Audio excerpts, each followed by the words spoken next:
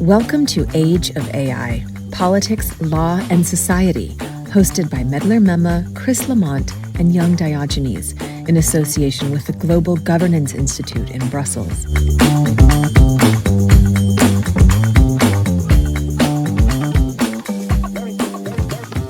Hello, I'm your host, Chris Lamont from Tokyo, Japan, and welcome to the first episode of Season 8 of this podcast. Today, I'm joined by my co-hosts Medlir Mema and young Diogenes for a conversation on large language models. So be sure to have your tokens ready as young Diogenes takes us on a ride in the world of LLMs.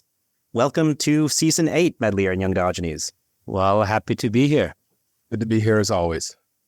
Wonderful. Why don't we just go ahead and get started with conversation? Young Diogenes, why don't you give us a quick overview of the main LLMs? So I think we've all heard of OpenAI's ChatGPT. We've been talking about it a lot. Everyone has, frankly. It's also the same model used by Microsoft's Copilot on the back end. They've got a big deal. There's Anthropic's Claude, another US company. Those are some researchers, a brother and sister that split off from OpenAI. There's Meta's Llama, and the subject for today is Google's Gemini. This is formerly known as Bard, and frankly, I'm happy they renamed it. I think, as much as I like the Bard's Tale back in the day and video games, I think Gemini is the way to go. It was a bit weird. Which one do you prefer? Like, which one do you find yourself using more often than not? And which one do you think is more superior? Because that's not necessarily the same answer, perhaps. Maybe there's an overlap there, but sometimes there's a superior product, but a little bit clumsy to use. So what's your take? I'm going to answer this in a slightly indirect way, but I think you'll get the answer you want. It's context specific. So for Claude, I have friends who are attorneys. That's the one they seem to like. For Meta's Llama, that one is a little more open right now. There's different versions that people can use. I think they're trying to get their foothold, so they're being a little bit more open about their environment. I had a subscription to ChatGPT 4 Turbo for a while, but I'm going to try Gemini next, or the paid version of Gemini. I've been using the basic one. And I was using ChatGPT. Medlir, you're going to bust my chops about this as always, but I was using version 4 because it has a connection to DALL-E, the image generator. Yeah. So I was using it to generate key moments in my Dungeons & Dragons campaign. So everyone gets a little like of an exciting moment that happened. Here's an image. The YD generated. I did not expect that. I thought that you were going to say that you were documenting your life as a chatbot, and so you were trying to visualize what your life actually looked like, conversation by conversation. But that's as good of an answer as any.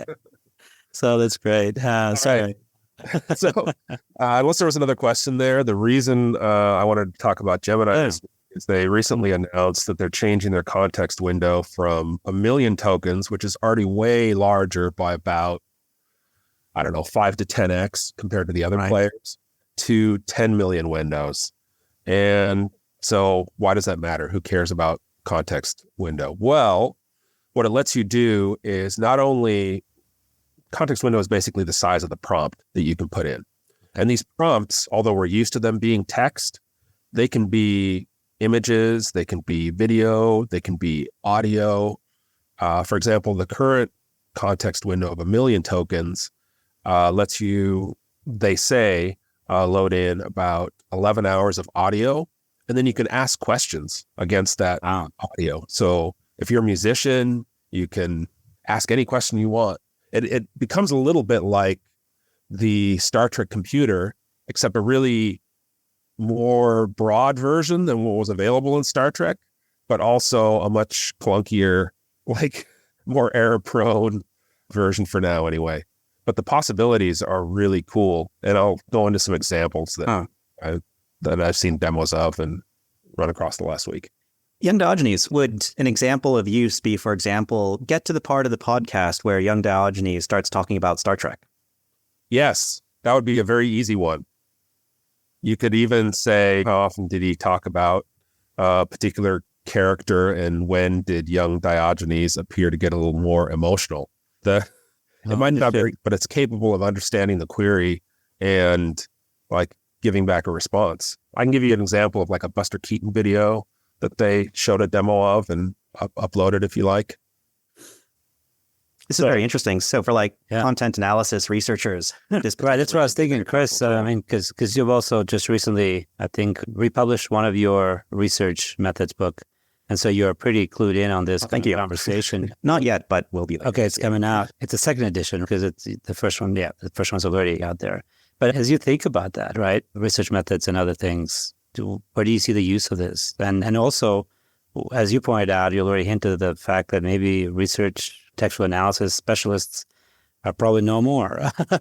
And does it strengthen that particular methodology or does it go that far? And I think as young Diogenes was suggesting, right, in the opening, there's some that are good at certain things and not so good at others. It depends on what you want to use it for. And I think this is why I'm curious to hear more about young Diogenes is reference to the context window getting bigger. Because if it's something that's really simple and it's just about counting occurrences of how many times this was said, that's helpful for a particular type of question. But if it's actually ask questions, well, how many times was this particular issue cast in a negative light in this speech? Or how many times was this issue cast in a positive light in this speech?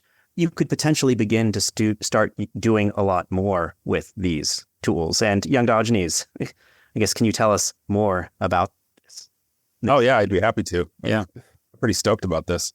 The way I think of it is you could have a conversation with your own book in a way. Yeah. Let's explore these ideas in this book. Based on what you've seen in here, do you have any suggestions on where we can further explore and then name a topic of your choice? Or which parts do you think are strong or which parts do you think were weak? Before I forget, a more simple one that people can do day to day would be like upload your exercise videos and then just ask it, well, how many different kinds of exercises did I do? How many reps did I do of each one? How many minutes did I do of each one? And put that in a spreadsheet for me.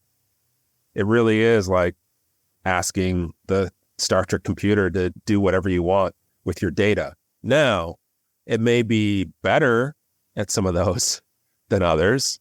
Like, I think just having played around a lot more with images lately than text, it gets confused sometimes when you're talking about images. Like, you can see the language model will understand what you're saying and can tell you exactly, like, you'll tell it, this last image was incorrect.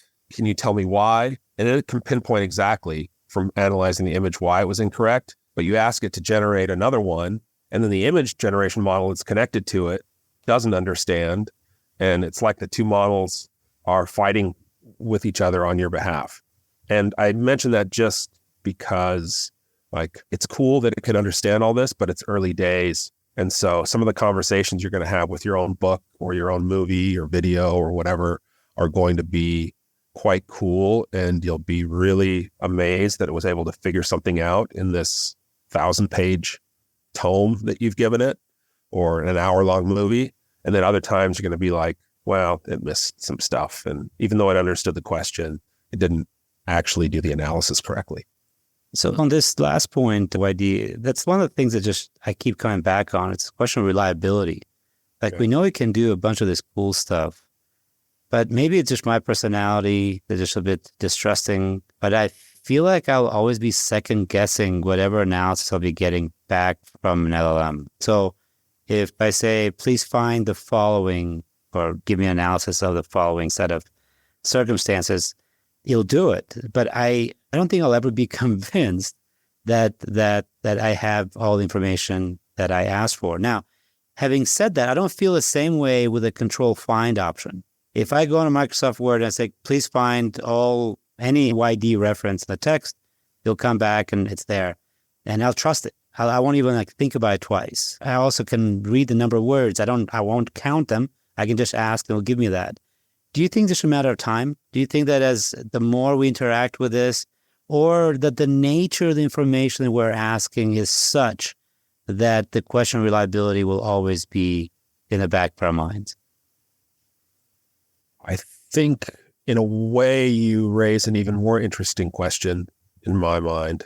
I'll try and answer yours, but I think there's another question I like even better in there, which is, where is the intersection between the old technology we've already developed? Because there's software called, I think, DraftCheck.io that will analyze legal documents for you and find the number of instances of a specific thing and whether there's conflicts in the document. And it's older technology from an AI perspective, but there's still a utility for that because the new software, as you say, the AI can't be trusted in some cases. I think the way I would probably look at it is you'll be able to trust it more and more relatively quickly over the next couple of years, and you'll get a sense for, all right, which contexts it's better at than others, the same way you do with different people. Yeah, but here's the thing. If I'm going to use LLM and make that leap, it's because I really don't want to bother. I'm not going to be a critical thinker with LLM. I don't want to. We have to at this point. We have to engage critically with it. But that's tiring. That's at a certain point, I'm just like, what? I'm just going to do this on my own. I don't want, it's like having an inexperienced TA or research assistant. You ask them to research a particular topic, but if you have no faith in their accuracy that they actually did everything they did, you're going to go and do it. And so there are times when professors will do that. Be like, I'll take care of this myself. By the time I tell you everything you need to know, I'm just not going to bother with it. And if LLMs are going to basically be that, then I don't have much of a use for it. Well, my question is, how do I overcome the suspicion of unreliability? That's because you're saying that we still are going to have to make these judgments and also remain skeptical and compare one against the other. What I was saying is, I don't want to do that.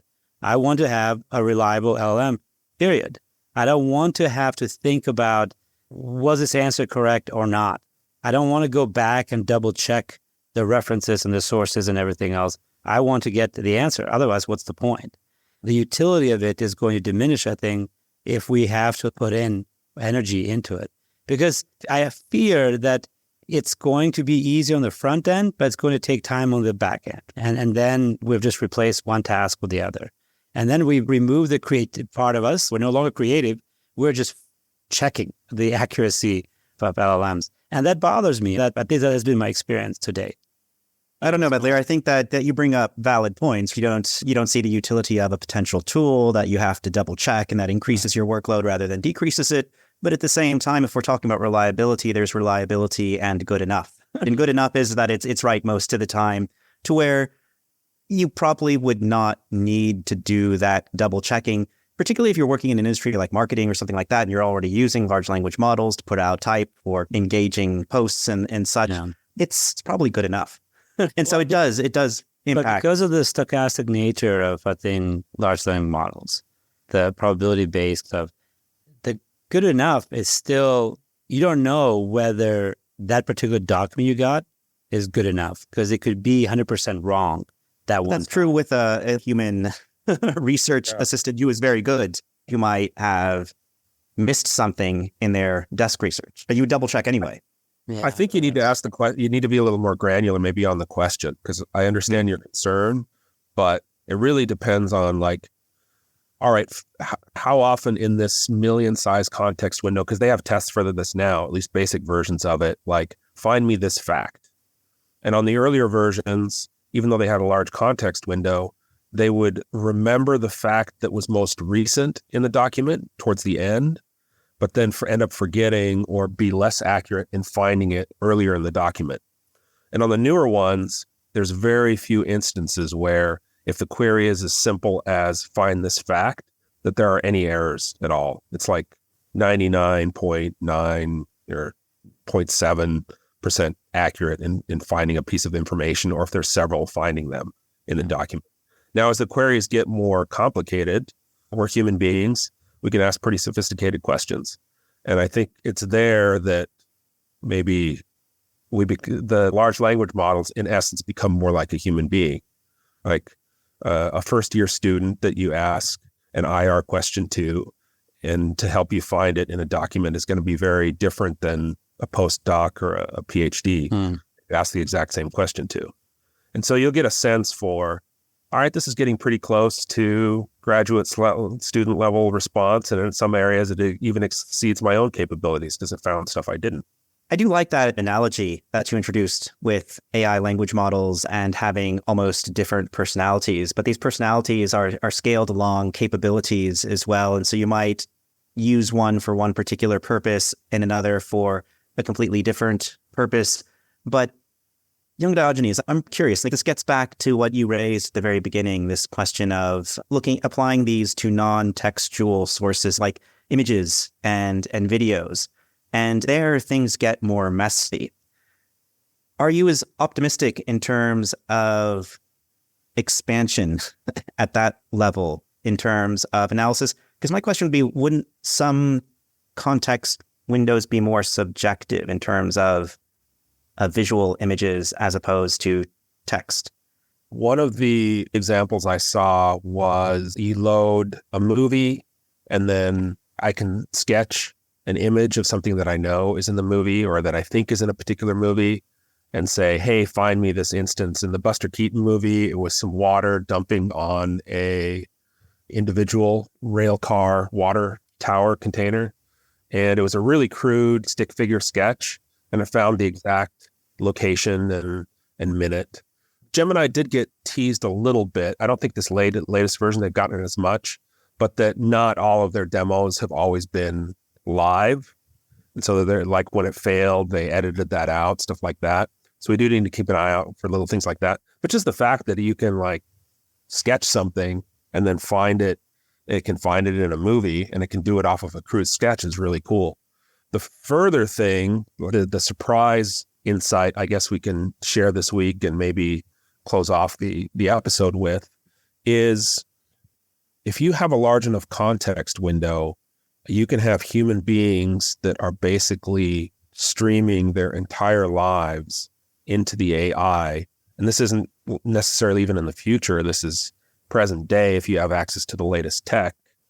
And you can just ask it questions about your life. What was I doing this morning? Or what did I have for breakfast? Right. What were my expressions like? Or based on what you've seen, how do you think my mood is? And my understanding is that we already, I think replay is one such tech I think has come out where you put it around your neck. At least that's a prototype.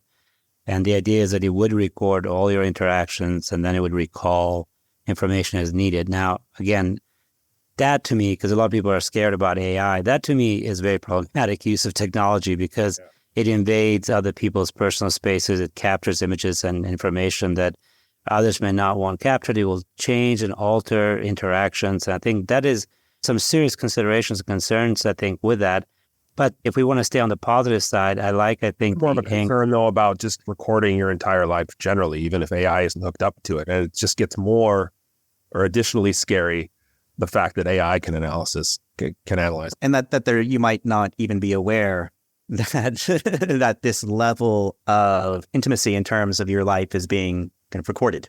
Yeah, well, I imagine that we're so used to we don't have Alexa in our house, but I know that a lot of people just have Alexa on. Well, I should say, my wife and I don't use it. We have one of our sons that does and has trained it to call him Batman.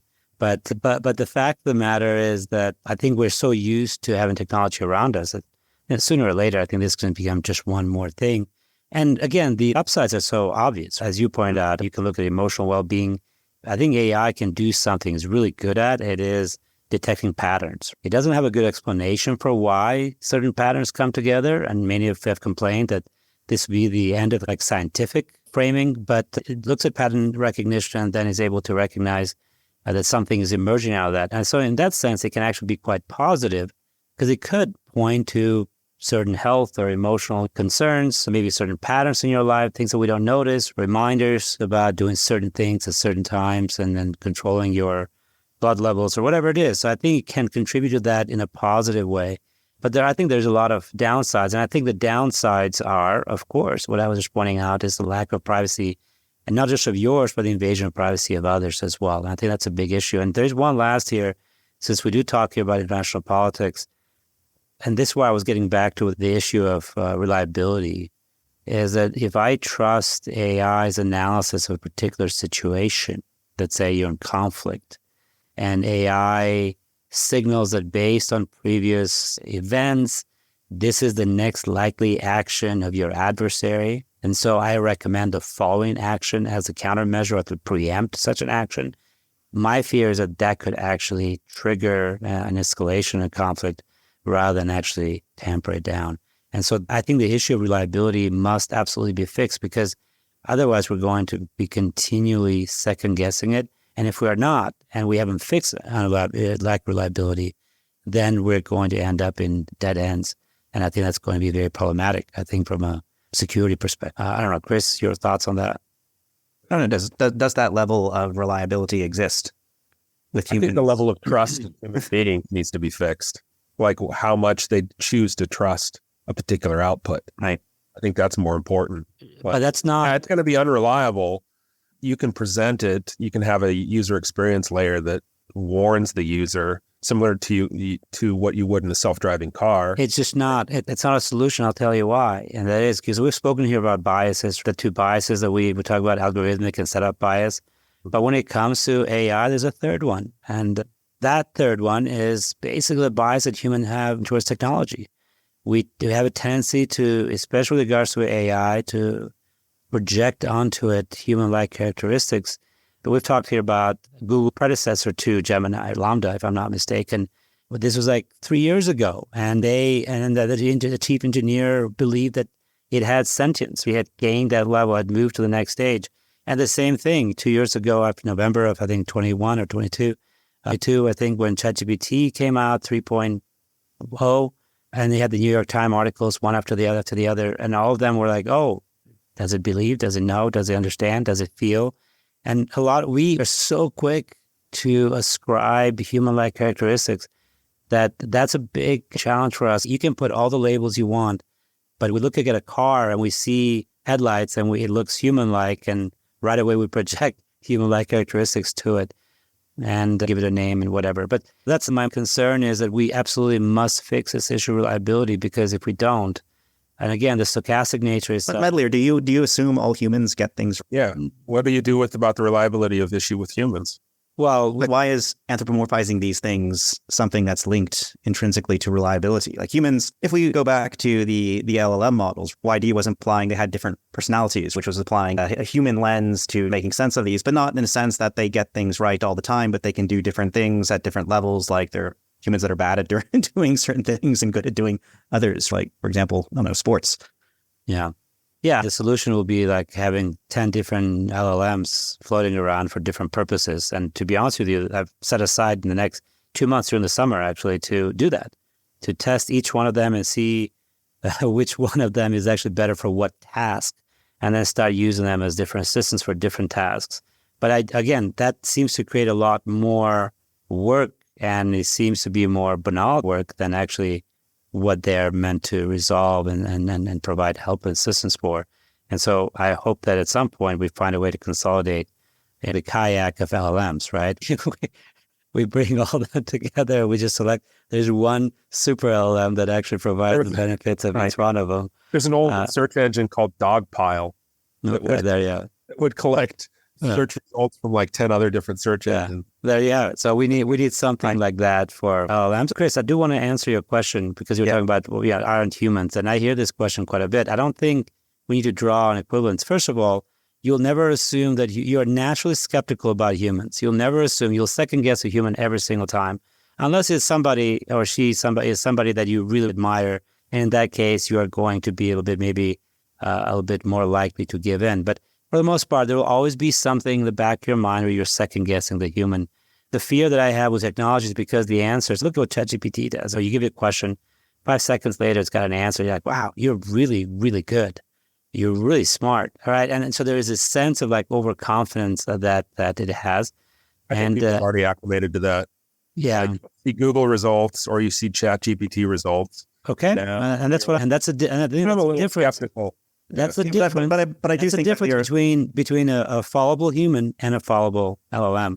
Medlir, there's something else that's really important to raise, and I think this is not an issue. This is more of an issue of literacy of these tools and understanding what they do and what they cannot do. I think that if we improve the literacy of the general public to understand how these tools are producing answers, then it will move us away from the, oh my gosh, how did it come up, the basement factor that you're raising there. And I think that's something that is important and that is worrying if people don't understand right where these things are coming from. And that cuts across a whole lot of different issue areas, from decision making or even the types of things that you're seeing in your newsfeed and stuff like that, that this type of literacy that young Diogenes is contributing to, hopefully, is something that will help us better understand and evaluate the types of decisions or recommendations that are coming from these tools. Well, I like it. I like the positive spin, Chris. I think that's a good thing. And again, I generally would characterize myself generally as an optimist on these issues. It's just, I think it's important to also consider, I think, the other side of they hook up Will Lyman to one of these AIs, who's the narrator or dialogue, the individual that does dialogue for the frontline episodes. I'm going to believe everything it says, Medlir. That voice is so deep and confident and resonant. I'll believe anything he says. And anything with Morgan Freeman's voice in it too. Yeah, that'll work out. That's very good. I think we have a lot of material for new episodes this season, a lot of important topics to go into. One thing that was still drifting in the back of my mind is that discussion about privacy that both of you had mentioned in terms of being able to ask an AI what you were doing a few minutes ago, and the sense that you're live streaming. People are just live streaming their lives out there. We all thought about authoritarians and like the questions they're going to ask of the live stream, and then how they're going to misinterpret it when Medlir was talking about it. So, Yeah. And on the live stream, by the way, people are doing this already. It's there already. Right. It's a question of, and it's already, so the digital now is much better now. Yeah, and the digital leap versus the AI leap, it's just one little bridge over. And so I think it used to be people were posting stuff out into this vast wilderness of the digital realm. And now it's like you can extract things with great specificity and detail about people very quickly in a way that is different than in the past and will get better in the future. It is a dream come true for surveillance state, I think. And that's, as you point out, I think maybe that's something that we need to think more and talk more about. Yeah, and companies that want to sell you things as well. On that note, as always, if you like the show, we invite you to subscribe and leave us a comment. You can find us on iTunes or wherever you get your podcasts. And don't forget to join us for the next episode as we explore the impact of emerging technologies on politics, law, and society. Until then, stay human.